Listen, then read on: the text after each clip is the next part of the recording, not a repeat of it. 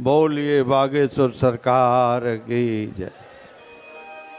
श्री हनुमान जी महाराज की, शंकर भगवान की, दुर्गा मैया की, गंगा मैया की, नर्मदा मैया की जय जय सीताराम।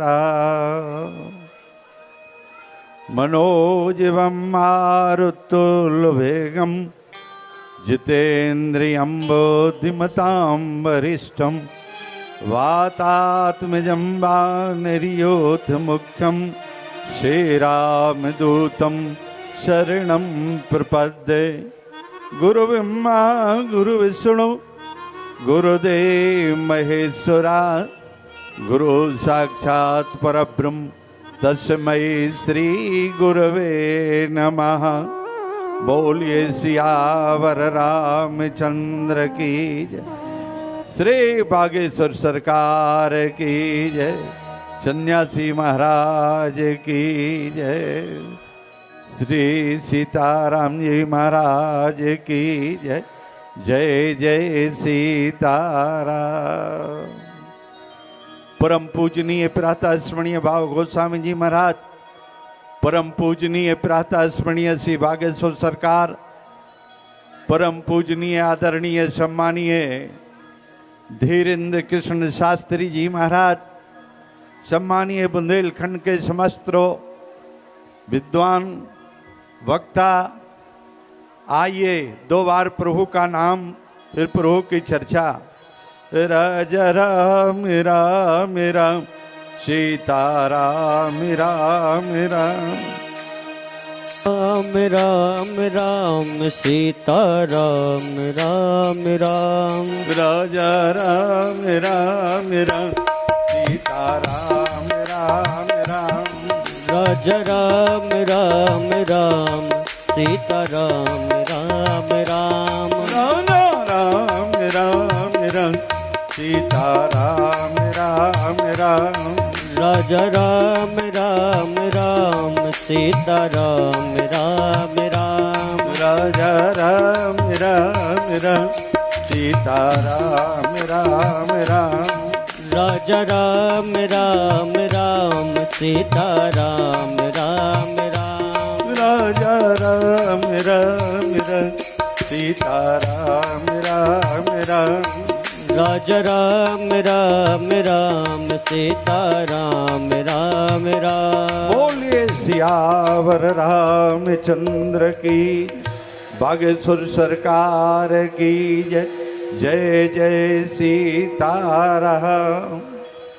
बड़ी ही सुंदर चर्चा भी आप सुन रहे थे। कोई भी काल रहा हो, भारतीय संस्कृति सनातन पर कुठाराघात हुआ है। सतयुग में हिरण्याकश्यप ने अत्याचार अनाचार किया तो परमात्मा ने भारतीय संस्कृति सनातन धर्म को बचाने के लिए नरसिंह को बाराह बन गया। बाराह माने सुअर।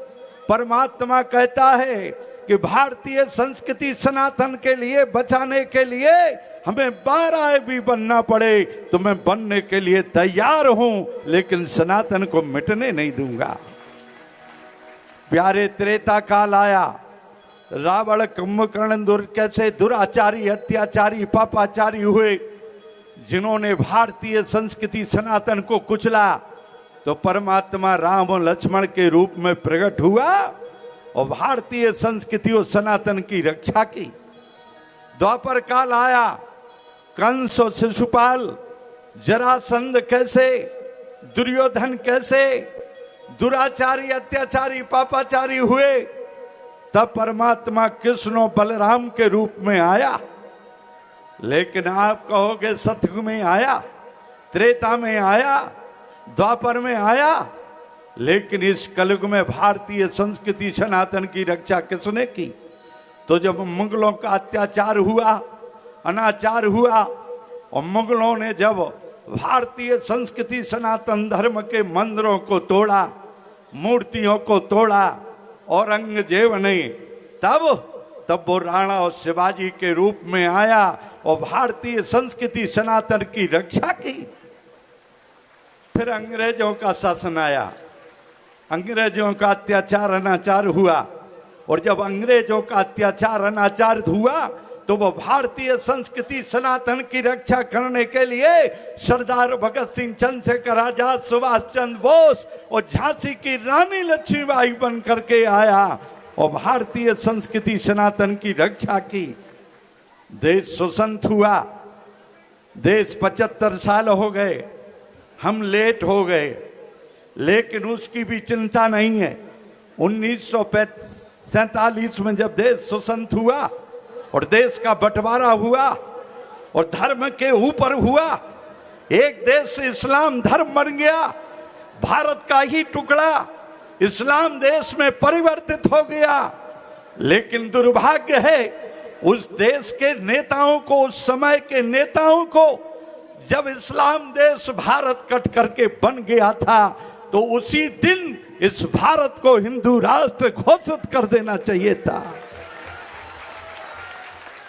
कभी सोचा कि वो राम बन करके आया, कृष्ण बन करके आया, परशुराम बन करके आया, कपिल बन करके आया, वो मत्स्य बन करके आया, वो कच्छप बन करके आया, वो 24 अवतार धारण करके भारत की वसुंधरा पर आया और भक्तों के लिए वो लाखों लाखों बार आया।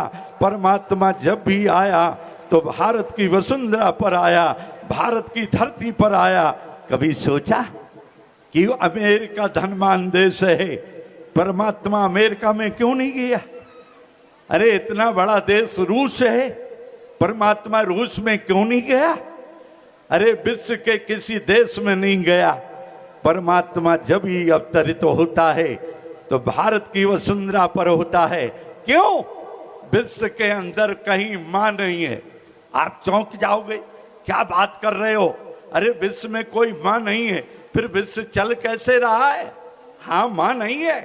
किसी भी देश को माता शब्द नहीं मिला। कोई कहता अमेरिका माता, इराक ईरान माता, अफ्रीका माता, अरे चीन को तो चाची भी नहीं कहता, लेकिन बड़े गर्व से कहता है भारत माता।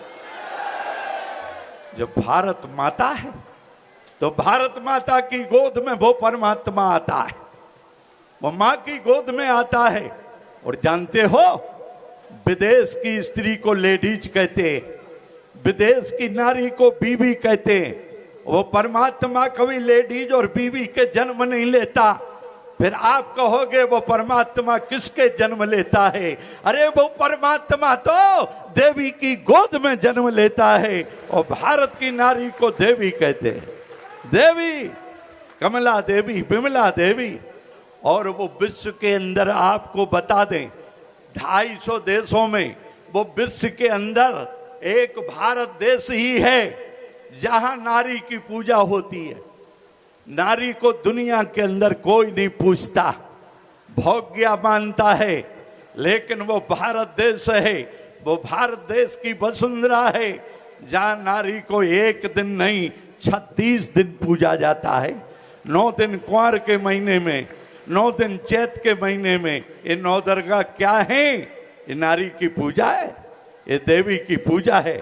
सबको लक्ष्मी की जरूरत है और प्यारे, जब लक्ष्मी की जरूरत है तो सबको सनातन की जरूरत है, वो सनातन की मां है। छोड़ो बात, जब व्यक्ति को ज्ञान की जरूरत पड़ती है तो सरस्वती की आराधना करता है। और ये सरस्वती क्या है? ये सरस्वती भारतीय संस्कृति सनातन की मां है, मां है। जब ज्ञान की जरूरत पड़ती है तो सरस्वती की जरूरत पड़ती है। बिना सरस्वती के किसी को ज्ञान हो नहीं सकता। छोड़ो बात, सबको शक्ति की जरूरत है, बिना शक्ति के कोई नहीं चल सकता, कोई उठ बैठ नहीं सकता, कोई जी नहीं सकता। और जब शक्ति की जरूरत है तो मां दुर्गा की आराधना करना पड़ेगी, मां काली की आराधना करना पड़ेगी। इसलिए ये लक्ष्मी मां, ये सरस्वती मां, ये दुर्गा मां, ये काली मां, ये भारतीय संस्कृति सनातन की माँ है और इन माँ के सिवाय किसी का दुनिया में गुजारा नहीं है। इसलिए विश्व के अंदर सनातन का झंडा गड़ रहा है और सनातन ही रहेगा। धर्म केवल सनातन है, धर्म केवल सनातन है प्यारे। कोई मजहब हो सकता है, कोई संगठन हो सकता है, लेकिन कोई धर्म नहीं हो सकता। धर्म यदि कोई दुनिया के अंदर है तो वो सनातन धर्म है। इसलिए सबको सनातन के सामने झुकना पड़ता है, सनातन को मानना पड़ता है, सनातन से जीना पड़ता है। इसलिए भारतीय संस्कृति और सनातन को सबको मानना होगा और ये देश हिंदू राष्ट्र अब घोषित होकर के रहेगा और अधोगतित में तो ये हिंदू राष्ट्र हो गया, इसमें कोई संदेह नहीं है। इसलिए ये सनातन धर्म है। इसलिए हम क्या करते हैं, धर्म की अधर्म का प्राणियों में, विश्व का, गौ माता की, भारत माता की, सनातन धर्म की जय हो, वैदिक सनातन धर्म की जय हो, हिंदू राष्ट्र की जय हो, ओम हर हर महादेव।